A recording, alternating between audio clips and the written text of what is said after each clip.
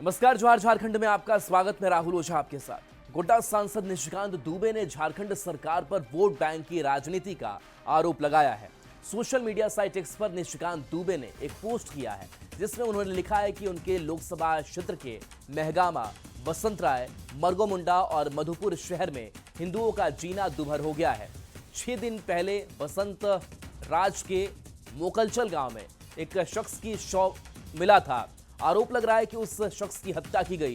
निशिकांत दुबे ने आरोप लगाया कि बसंत राय में श्रीमद् भागवत पुराण की कथा और लाउड स्पीकर की आवाज से एक समुदाय को दिक्कत हो रही थी, जिसके कारण हत्या की वारदात हुई। साथ ही निशिकांत दुबे ने लिखा है कि वो 19 जून को बसंत राज के मोकचल गांव जाएंगे और उनका ये पोस्ट जो है वो सामने आया है कि गोड्डा के बसंत राय में श्रीमद् भागवत पुराण की कथा का विरोध हुआ या झारखंड में ही संभव है। तो जो हत्याकांड को अंजाम दिया गया था, इस हत्या को लेकर के एक बड़ा खुलासा जो है वो किया है और कहा है कि मृतक के आश्रितों को बीजेपी की ओर से तत्काल 1 लाख रुपए का मुआवजा भी दिया जाएगा। जो निशिकांत दुबे का पोस्ट सामने आया है और कहा है कि एक समुदाय को दिक्कत हो रही है। 19 जून को मैं खुद मृतक के परिजनों से मिलूंगा, तो मुलाकात की भी बात कही है। आगे लिखा है कि हत्यारों की गिरफ्तारी तक विरोध जो है वो जारी रहेगा। पुलिस पर, सरकार पर सवाल इन्होंने उठाया है। वोट बैंक ने झारखंड का बेड़ा गर्क कर दिया है और ये मान रहे हैं कि पुलिस की कार्यशैली पर भी सवाल उठाया है। मेरे लोकसभा के महगामा प्रखंड बसंत राय, और आगे वो लिखते हैं कि मरगोमुंडा और मधुपुर शहर में हिंदुओं का जीना दुभर हो गया है। तो हिंदू और दूसरे समुदाय को लेकर के उन्होंने सवाल उठाया है और कहा है कि किस तरीके से मृतक के आश्रितों से वो मुलाकात करेंगे और हिंदुओं का जीना दुभर हो गया है और सरकार सिर्फ वोट बैंक के लिए काम कर रही है। कि संथाल परगना में जो भागवत गीता कथा में जो हत्या हुई है, अब सच्चाई ये है कि झारखंड को भी सरकार पश्चिम बंगाल बनाना चाहती है। अरे बहुत दर्द था, बहुत दुख था। आप तुरंत पहुंचिए घटनास्थल पर। क्या कुछ बातें हैं, गुमराह करने का प्रयास मत कीजिए, सामाजिक समरसता को तोड़ने का प्रयास मत कीजिए। ये झारखंड है, गंगा जमुनी तहजीब की धरती है, सिद्धू कानू और वीर शिबू सोरेन की धरती है। मैं बोलूंगा राजनीति इस तरह की घटनाओं पर न करें निशिकांत जी, तो बेहतर होगा। और देखिए, गोड्डा के बसंत राय मोकलचक धाम के बाबा बिहारी सिंह के भतीजे की हत्या मामले में पूर्व विधायक अमित मंडल ने कहा है कि पुलिस मामले को दबाने की कोशिश कर रही है। पुलिस ने 2 युवक सुफियान और इफ्तिकार से पूछताछ तो की, लेकिन गिरफ्तार नहीं किया। बीजेपी के पूर्व विधायक ने पुलिस पर राजनीतिक दबाव में काम करने का आरोप लगाया है। और इस बीच बीजेपी प्रेस कॉन्फ्रेंस इसी मामले पर कर रही है, सीधे आपको लिए चल रहे हैं। पर्सन थे डीआईजी स्पेशल ब्रांच। उस कमेटी ने जो रिपोर्ट दिया है वो बहुत चौंकाने वाला है और साफ दिखाता है कि यह सरकार कहीं ना कहीं उच्च न्यायालय की सुरक्षा से खिलवाड़ कर रही है। अब आप देखिए, ये रिपोर्ट जो है ये 18 जून 2024 का है। इस रिपोर्ट में कहा गया कि जो उच्च न्यायालय के लिए खरीदा गया उपकरण है सुरक्षा से संबंधित, उसमें deep search mine metal detector है, जो जिसका काम होता है जमीन के अंदर अगर कोई डेटोनेटर छिपा कर रखता है उसको डिटेक्ट करना। उसके बारे में लिखा गया कि ये फॉल्स डिटेक्ट कर रहा था और ये आईडी बॉम्ब को डिटेक्ट करने में असक्षम है। यानी उच्च न्यायालय के लिए जिस deep search mine metal detector को खरीदा गया था उसको स्पेशल ब्रांच की ही टेक्निकल टीम ने कह दिया ये बेकार है, ये डिटेक्ट नहीं कर पाता आईडी बॉम्ब। बात यही नहीं खत्म होती। उसी रिपोर्ट में आगे लिखा है अंडर व्हीकल सर्च मिरर। आप अक्सर जाते होंगे तो देखते होंगे शीशा लगाकर वो आपके गाड़ी के अंदर क्या है उसको वो चेक करते हैं। उसी रिपोर्ट में लिखा है कि उच्च न्यायालय में जो अंडर व्हीकल मिरर को लगाया गया है, सर्च मिरर का इंस्टॉलेशन हुआ है, वो बिल्कुल अंडर क्वालिटी है और वो किसी भी बॉम्ब या आईडी एक्सप्लोसिव को डिटेक्ट करने में असक्षम है। वो स्पेसिफिकेशन को मैच नहीं करता। ये बहुत गंभीर आरोप है कि इस तरीके से उच्च न्यायालय के लिए खरीदे गए उपकरणों को उनकी ही पुलिस ने 1 वर्ष पूर्व जो है वो गलत बताया था। इसके अतिरिक्त आप देखें कि एक्सप्लोसिव वेपर डिटेक्टर होता है, वो भी उच्च न्यायालय के लिए खरीदा गया था। इसमें आप देखें टीएनटी, पीईटीएन, हाई एक्सप्लोसिव को डिटेक्ट किया जाता है, ये भी उच्च न्यायालय के लिए खरीदा गया था। इसके भी रिपोर्ट में पाया गया कि ये जो उपकरण है कुछ भी डिटेक्ट नहीं कर पा रहा है। अब आप सोचे उच्च न्यायालय की सुरक्षा के साथ इस सरकार ने कैसे कॉम्प्रोमाइज किया। सरकार ने खुद पाया कि अब जो उच्च न्यायालय में पहले से लगे इक्विपमेंट आउटडेटेड हो गए, नए खरीदने चाहिए, बिना टेंडर का खरीद लिया। कहा कि साहब इसी वर्ष में खरीदा गया है, इसीलिए इसी दर पे हम खरीदते हैं। ये भी आपत्तिजनक है क्योंकि दरें तो महीने दर महीने बदलते रहती हैं। लेकिन उसके बाद जब ये टेस्ट हुआ, स्पेशल ब्रांच की टीम ने टेस्ट किया, तो जून 18, 2024 के लिखे पत्र में ही ये स्पष्ट हो गया कि ये सब फेल कर चुका है। तो ये सरकार कहीं ना कहीं हाई कोर्ट की सिक्योरिटी के साथ कॉम्प्रोमाइज करे। देखिए अभी दो ही स्थिति हो सकती, या तो उसी पुराने आउटडेटेड इक्विपमेंट से ये हाई कोर्ट का काम चला रहे हैं, या इन्होंने जो नया खरीदा था जिसको रिजेक्ट कर दिया था उसको लगा दिया। दोनों केसेस में उच्च न्यायालय के माननीय मुख्य न्यायाधीश, माननीय न्यायाधीशगण, माननीय विद्वान अधिवक्तागण और जो आम लोग वहां जाते हैं, सबकी सुरक्षा पर एक बड़ा प्रश्न चिन्ह लग गया। हम सरकार से मांग करते हैं कि अविलंब हमारे प्रेस कॉन्फ्रेंस का खत्म होने का इंतजार नहीं करे, कल अखबार में छपने का इंतजार नहीं करे। उच्च न्यायालय की सुरक्षा सर्वोच्च प्राथमिकता है। उच्च न्यायालय की सुरक्षा को दुरुस्त करे। अगर आपके पास उस क्वालिटी के डिटेक्टर्स नहीं है तो तुरंत होम मिनिस्ट्री से शिकायत मांगे, आप रेनफोर्समेंट, या आपके पास अगर बेहतर इक्विपमेंट है तो उसको इंस्टॉल करें, क्योंकि ये तो सार्वजनिक हो चुकी। साहब आपने क्यों 1 वर्ष तक इस कमेटी की रिपोर्ट को दबा कर रखा? क्यों जो सप्लायर एजेंसी थी उस पर FIR नहीं हुआ? क्यों जो दोषी अधिकारी थे जिन्होंने ये खरीद पर फरोख्त की और जिसमें सारा कुछ कमीशन की बू आती है, कई बार आरोप लगे कि 4 गुना दामों पर खरीदा गया बिना टेंडर का, तो क्यों सरकार पूरे समय मूक दर्शक बनी रही? तो ये बहुत गंभीर आरोप है इस सरकार पे। हम लोग मामला ये 2024 के जून का है और अब देखिए जून 2025 आ गया। जून 2024 में कमेटी ने इस बात को स्पष्ट कर दिया था कि ये जो उच्च न्यायालय के लिए खरीद हुई है, ये 3 बड़े चीजों की, deep search mine metal detector under standard जिसको पाया गया था, और जिसके अतिरिक्त आप देखेंगे अंडर व्हीकल सर्च मिरर और एक्सप्लोसिव वेपर डिटेक्टर, ये तीनों को अंडर स्टैंडर्ड माना गया था और कहा गया था ये कुछ डिटेक्ट नहीं कर पा रहा। तो अब कहीं ना कहीं, तो मैं फिर से रिपीट कर रहा हूं, माननीय न्यायाधीशों के, मुख्य न्यायाधीश, विद्वान वकीलों के और जो तमाम लोग जाते हैं वहां, सबके आम लोगों की जान को आप कहीं ना कहीं खतरे में डाल रहे हैं। मुख्यमंत्री जी इंतजार मत कीजिए, तुरंत अभी के अभी उच्च न्यायालय की सुरक्षा को दुरुस्त करें। अगर आपने अभी भी पुराने इक्विपमेंट को लगा कर रखा है, क्योंकि नया टेंडर तभी होता है जब पुराना इक्विपमेंट आपको लगता है आउटडेटेड हो जाता है। जेलों में देखिए 2G जैमर अभी भी लगे हुए हैं, तो आप तुरंत अपडेट कीजिए इन इक्विपमेंट्स को, इंतजार मत कीजिए, केंद्रीय गृह मंत्रालय से मदद लीजिए। लेकिन ये सरकार क्या कर रही है साहब?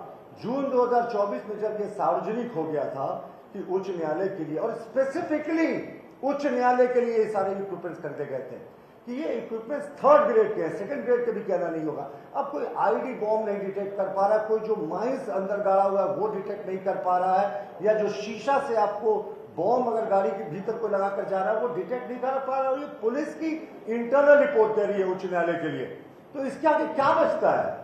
मुख्यमंत्री जी राजधर्म निभाइए, जो दोषी अधिकारी है उन पर कड़ी कार्रवाई कीजिए, उस संबंधित एजेंसी पर भी कड़ी कानूनी कार्रवाई कीजिए, और सबसे महत्वपूर्ण हमारा मानना है उच्च न्यायालय की सुरक्षा को अभी के अभी दुरुस्त कीजिए, क्योंकि अब तो ये बात सार्वजनिक हो रही है और ये तो आपको पता था। सरकार में आप कह नहीं सकते कि इग्नोरेंस इज एनी एक्सक्यूज। जून 2024 में जब कमेटी सारी चीजों को रिजेक्ट कर चुकी थी, और या तो पुराने आउटडेटेड चीजों से काम चला रहे हैं या आपने वही रिजेक्टेड और रिजेक्टेड चीजों को लगा दिया, दोनों सूरत में बहुत गंभीर मामला है। और हम मांग करते हैं सरकार से कि उच्च न्यायालय के सुरक्षा के साथ किसी तरीके का कॉम्प्रोमाइज नहीं किया जाए। देखिए अभी भी देश में जो सुरक्षा एक बड़ा मुद्दा है, हाई सिक्योरिटी जोन है, और ऐसे भी न्यायालयों में बहुत, जमशेदपुर की बात करें, देवघर की बात करें, हजारीबाग की बात करें, गन शूट आउट हो चुके हैं। तो अब तो उच्च न्यायालय में इस तरह की चीजें सामने आ रही हैं, तो अब क्या बचता है मुख्यमंत्री जी? तो हमारी चौथी बार हम मांग दोहरा रहे हैं, अभी के अभी उच्च न्यायालय की सुरक्षा को दुरुस्त कर किया जाए, क्योंकि कोई कॉम्प्रोमाइज नहीं होना चाहिए। की सुरक्षा बढ़नी चाहिए। अगर लैब्स कुछ हो रहा है तो री-इन्फोर्समेंट भी होना चाहिए, और इसको लेकर के केंद्र सरकार मदद भी करेगी। ये सरकार पर सवाल जो है वो उठाए हैं बीजेपी ने। बढ़ेंगे आगे। राज्य से बड़ी खबर है, जहां 3 जुलाई को रातू रोड का लोकार्पण होना है। 3 जुलाई को जनता को समर्पित किया जाएगा। एलिवेटेड कॉरिडोर रक्षा राज्य मंत्री ने एक्स पर पोस्ट करके बकायदा इसकी जानकारी दी है। केंद्रीय परिवहन मंत्री की व्यस्तता के कारण यह बदलाव हुआ। पहले 19 जून को ही रातू रोड का लोकार्पण होना था, लेकिन अब 3 जुलाई को रातू रोड का लोकार्पण होगा। रक्षा राज्य मंत्री ने एक्स पर पोस्ट किया है और इसकी जानकारी दी और कहा कि नितिन गडकरी की थोड़ी व्यस्तता और इस वजह से ये तारीख में बदलाव हुआ।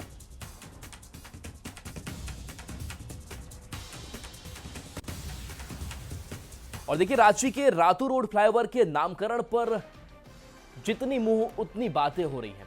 आजसू ने झारखंड आंदोलनकारी और स्वतंत्रता सेनानी के नाम पर इसका नाम रखने की मांग की है और कहा है कि सबकी सहमति से ऐसा नाम है जिस पर कोई विवाद ना हो।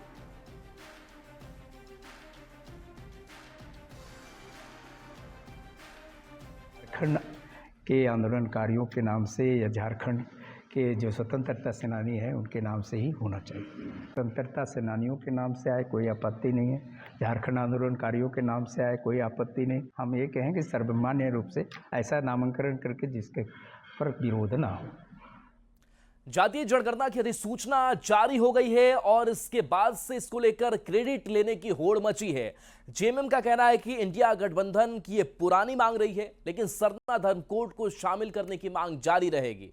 कांग्रेस का कहना है कि राहुल गांधी के कारण जातीय जनगणना होगी। बीजेपी का कहना है कि केंद्र सरकार किसी के दबाव में काम नहीं करती है।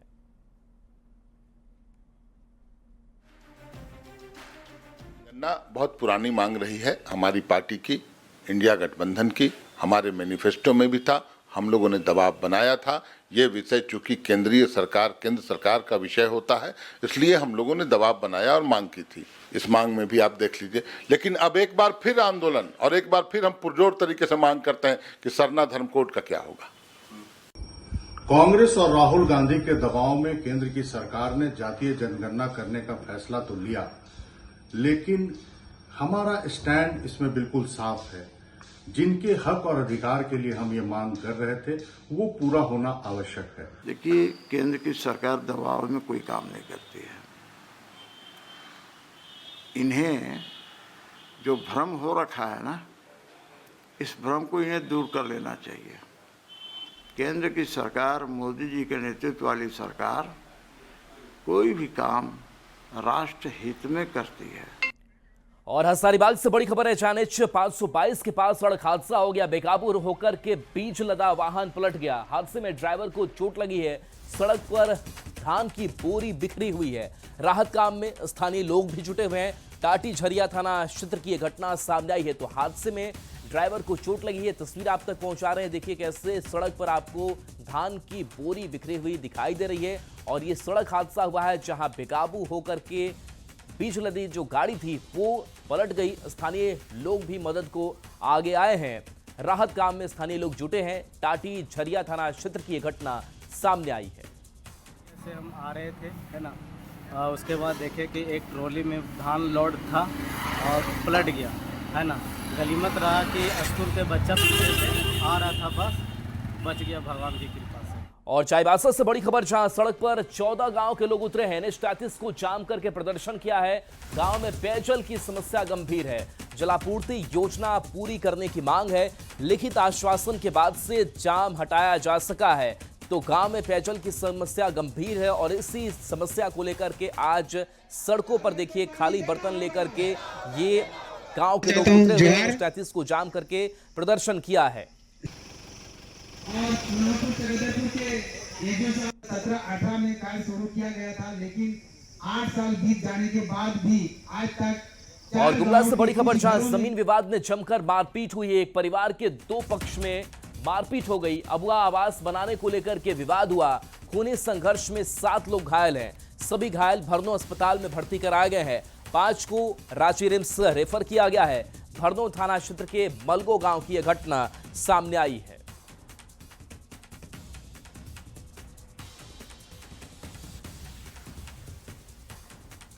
पाकुड़ में बेलगाम अपराधियों ने अंचल निरीक्षक के घर पर लूटपाट की वारदात को अंजाम दिया। इस दौरान अपराधी पीड़ित के घर से सोने और चांदी के गहनों के साथ कैश लेकर फरार हो गए। 20 की संख्या में अपराधी हथियार से लैस होकर पहुंचे थे। आरोपियों ने पीड़ित के परिवार के साथ मारपीट भी की। इसमें एक युवक घायल हो गया। घायल युवक खदान पाड़ा का रहने वाला आदित्य ठाकुर है। प्रतिदिन की बात है, जब गए अपने इंडोर स्टेडियम बैडमिंटन खेलने के लिए तो लगभग 20 की संख्या में लोग मेरे घर में घुस गए। मेरी वाइफ थी, मेरा बच्चा था, मेरी सास थी, मेरा साला था और कुछ रिलेटिव डिनर पे आए हुए थे। उसी बीच वो लोग घर में पूरा लूट कांड किए। जो भी घर में जेवरात था, कुछ कैश था, उसको ले लिए। पे खाना खाने मेरा खाना खाया हो गया था तो हम बाहर आ गए। बाहर आए तो मेरे पास 3-4 आदमी आया, तो हमको शक नहीं हुआ वैसा कुछ, तो हमको बोला बाहर, तो हम बाहर आ गए। अब उधर से अचानक 17-20 आदमी एकदम सब आया। उसके बाद हमको आकर के अचानक फ़ोन छीनने लगा, धड़ करके मारने लगा। अब हम एक बार अलर्ट भी की आवाज़ दे करके तो नहीं सुन पाया, तो जिसकी वजह से हम जोखिम हो गया। और गिरिडीह से बड़ी खबर, जहां घर में डकैती कांड का खुलासा हुआ है। डकैती में शामिल एक अभियुक्त गिरफ्तार किया गया है। रहीम असलम शेख के रूप में इसकी पहचान हुई है। घरों से चोरी का सामान भी बरामद किया गया है। 9 और 13 जून को डकैती हुई थी। छापेमारी टीम गठित कर कार्रवाई की गई। बगोदर थाने की पुलिस ने यह कार्रवाई की है, तो घर में हुई डकैती कांड का यह बड़ा खुलासा हुआ है। एक अभियुक्त गिरफ्तार हुआ है। में एक गठन किया गया जिसमें थाना प्रभारी और थाना के अन्य ऑफिसर जो है इसमें शामिल हुए। रिसेंट जो घटना हुई थी वो जरमुने में हुई थी, जिसमें मोबाइल और अन्य ज्वेलरी जो थी वो चोरी हुई थी। और इसकी छापामारी दल ने काफ़ी बढ़िया काम करते हुए करीब 4 घरों में जो चोरी हुई थी उनके सामान को रिकवर किया है। और एक चोर जो है रहीम असलम, जो जरमुनी का ही रहने वाला है, उसे गिरफ्तार किया गया है। झारखंड में एक अजीबोगरीब मामला सामने आया है, जिसने शिक्षा विभाग पर बड़े सवाल खड़े कर दिए हैं। जैक परीक्षा में एक ऐसी छात्रा पास हो गई जिसने परीक्षा ही नहीं दी। स्कूल ने उसे मैट्रिक पास का मार्कशीट भी थमा दिया। पूरा मामला साहिबगंज जिले के पतना प्रखंड के उत्क्रमित उच्च विद्यालय दिग्घी का है। 10वीं कक्षा में पढ़ने वाली नंदनी कुमारी ने परीक्षा देने से 1 साल पहले ही मैट्रिक पास कर ली। जैक ने उसका रिजल्ट भी जारी कर दिया, जिसके बाद छात्रा और उसके अभिभावक चिंतित हैं। नंदनी नाम से विद्यालय में 2 छात्राएं हैं। एक को कम उम्र की वजह से रोक दिया गया, लेकिन दूसरी नंदनी कुमारी के कागजात में पहली नंदनी का रजिस्ट्रेशन नंबर और माता पिता का नाम दर्ज कर दिया गया। वहीं जब इस मामले को लेकर स्कूल के प्रिंसिपल से पूछा गया तो उन्होंने सुधार की बात कही है। मामला चर्चा में आने के बाद शिक्षा पदाधिकारी ने इस भूल को सुधारते हुए जांच कर कार्रवाई का आदेश दिया है।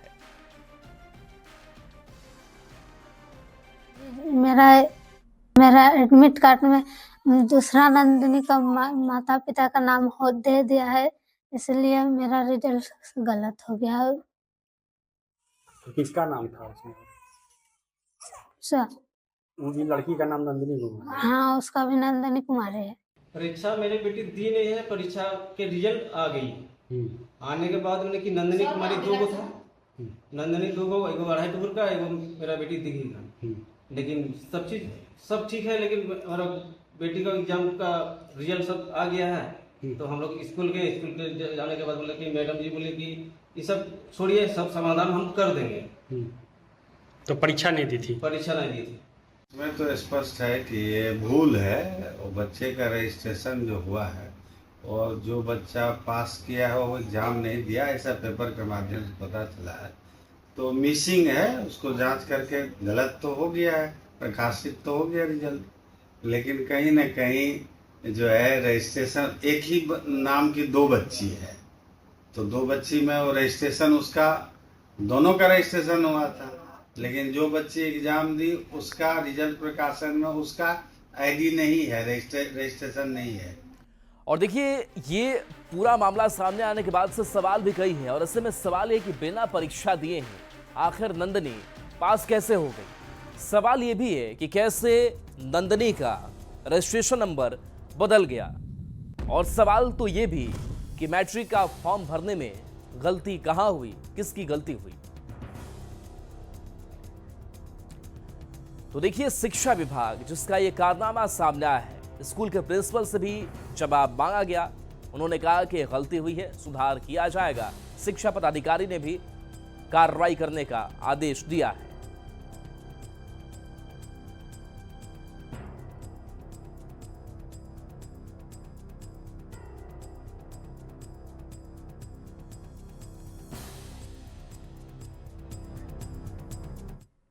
अब बात मौसम की करते हैं। मॉनसून को लेकर अच्छी खबर है। झारखंड में मॉनसून अगले 24 घंटे में प्रवेश कर सकता है। मौसम विभाग ने रांची समेत कई जिलों में आंधी, ठनका और बारिश का अलर्ट जारी किया है। पूरे राज्य में आज येलो अलर्ट जारी किया गया है। इस बीच आज जामताड़ा, रामगढ़, हजारीबाग और देवघर में अच्छी बारिश हुई। रांची में मौसम खुशगवार है, बादल छाए हुए हैं। मौसम विभाग ने आज बारिश को लेकर अलर्ट जारी किया है। राज्य में मौसम में हुए बदलाव के बाद लोगों ने राहत की सांस ली है। मानसून का प्रवेश हो चुका है। मौसम विभाग ने इसे लेकर ऑरेंज और येलो अलर्ट भी जारी किया है। मौसम पूर्वानुमान की माने तो राज्य के कई हिस्से में भारी बरसात की संभावना जाहिर की गई है। मौसम पूर्वानुमान की माने तो राज्य के अलग अलग जगहों पर 16 और 17 तारीख यानी बीते कल और आज जो है वो बरसात हो सकती है। भारी बरसात की संभावना जाहिर की गई है, जिसमें से कि लोहरदगा, गुमला, सिमडेगा, रामगढ़ और खूंटी के साथ साथ पश्चिमी सिंहभूम और सरायकेला का जिला शामिल है। इसके साथ साथ कल जो है वो मौसम विभाग ने बरसात को लेकर कोडरमा, हजारीबाग, गिरिडीह, बोकारो जिले में कहीं कहीं बहुत भारी बारिश जो है इसकी संभावना जाहिर की है। मौसम विभाग की माने तो मानसून के प्रवेश के बाद शुरुआती हफ्ते में जिस तरीके से जोरदार बारिश हो रही है, इससे किसानों को जो है वो फायदा मिलने वाला है। इसके साथ साथ मौसम विभाग ने अलग अलग जिले के लिए और अलग अलग स्थानों के लिए भी अलर्ट जारी किया है। 19 तारीख को मौसम विभाग की माने तो कोडरमा, हजारीबाग यानी कि 18 और 19 तारीख को कोडरमा और हजारीबाग के इलाके में भारी बरसात की संभावना जाहिर की गई है। तो वहीं देवघर, दुमका यानी संथाल परगना का जो पूरा इलाका है वहां हल्की बरसात हो सकती है। बरसात के बाद जो मौसम में बदलाव है वो देखने को मिला है। लोगों को तपती हुई गर्मी से जो है वो राहत मिली है और इस वजह से तापमान में भी गिरावट देखने को मिली है। कल की बात करें तो कल पिछले 24 घंटे में सबसे अधिक बरसात बोकारो में दर्ज की गई है। इसके साथ साथ अलग अलग जिले में जो तापमान है उसमें भी गिरावट देखने को मिली है। अब जब इस तरीके से मौसम में बदलाव हुआ है तो निश्चित रूप से लोगों को गर्मी से तो राहत मिल ही रही है और मानसून के प्रवेश के बाद जो किसान है उसके चेहरे भी खिल उठे हैं। गौरव झा, न्यूज़ 18 रांची। और चलिए न्यूज़ 18 बिहार झारखंड पर खबरें आपके लिए लगातार जारी है।